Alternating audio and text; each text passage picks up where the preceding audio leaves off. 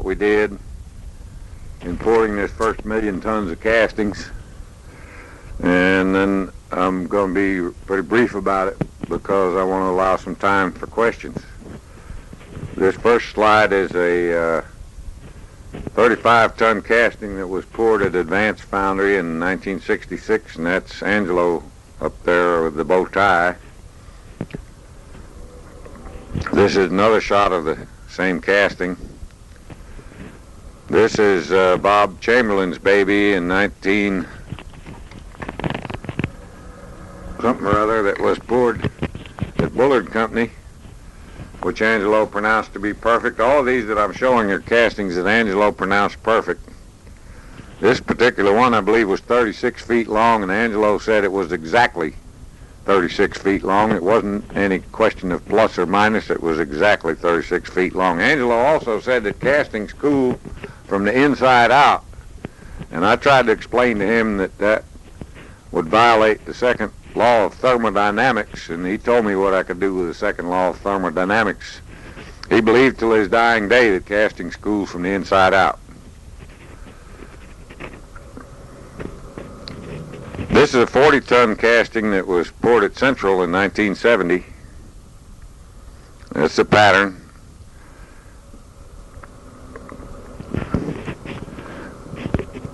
This next slide is a pattern for a production casting to be poured in unbonded sand that was made in Canada. And in 1965, well, Bill Suttles took it to a foundry in Birmingham where they wanted to make the they wanted to see what we could do with unbonded sand, and so we went in there with this pattern, and they asked for a drum to put it in, and they said, well, we don't have a drum. And they said, well, how about a big bucket? And they said, well, we don't have a bucket. So Bill says, well, let's see, what about this sack here? He picked up a paper sack that was laying on the floor, and he fluffed it out there, and I said, yeah, that ought to do. And so we took a pattern and stuck it down in there, and I held it, and he poured the sand in there, and that's the way we made the first 4-inch Y in 1965.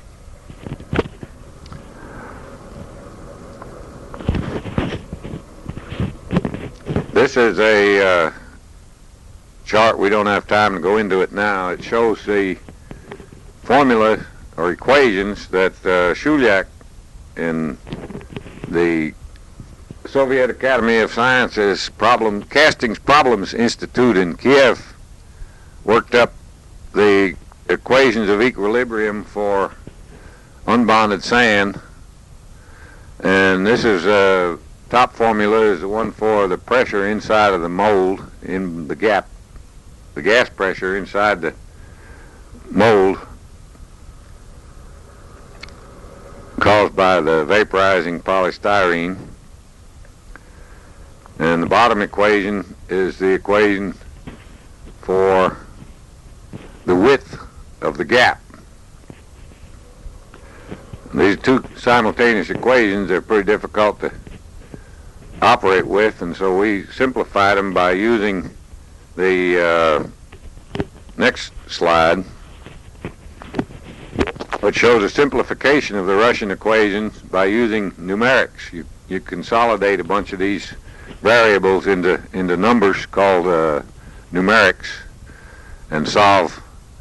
The equation isn't too easy to solve. It's a simultaneous equation and two unknowns, and so you have to solve it by successive approximations, and it requires a calculator that cost in those days about $1,350. Now you can use this little card. We'll find the square root for you, and you can solve these equations by successive approximations. The next slide is a shortcut that we came up with where we considered that the acceleration of the metal is due to gravity, but it's retarded by the back pressure, and so we use a modified acceleration, which we call G sub F, and we we determine G sub F by pouring a test piece that's roughly equivalent in size and height to the casting in question. And you can take this and put a known sand in there, and the sand that all of the variables that you're going to be using on the equation you have in your test piece, and you come up with an acceleration figure that you can use to solve to get the optimum velocities in the mold that we're trying to get. This is a lot simpler to work with than the Russian equations, and so this is what we came up with as being of some use to foundries. The other state-of-the-art work that we did up to 1970 or so consisted of analysis of casting defects, which we got down to a pretty fine T. And we did, in fact, we were, even at that time, we were working with Southern Research Institute in 1968 and 69 on analyzing these casting defects and systematizing them.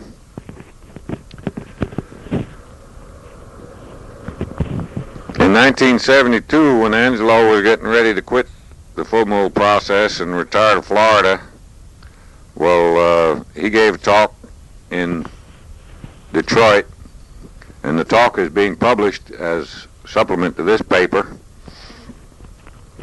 Again, it was given in 1972, and it's now being published.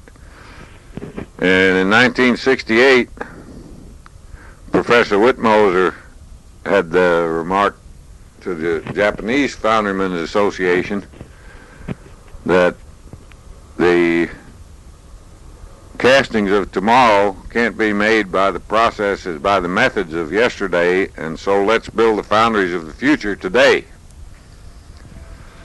And since this is Sunday, and since I want to allow time for questions, I'm going to close with benediction, which is from the Old Testament, 1 Chronicles, chapter 23. You have an abundance of workmen and all kinds of craftsmen without number, skilled in working gold, silver, bronze, and iron. Arise and be doing. The Lord be with you. Amen.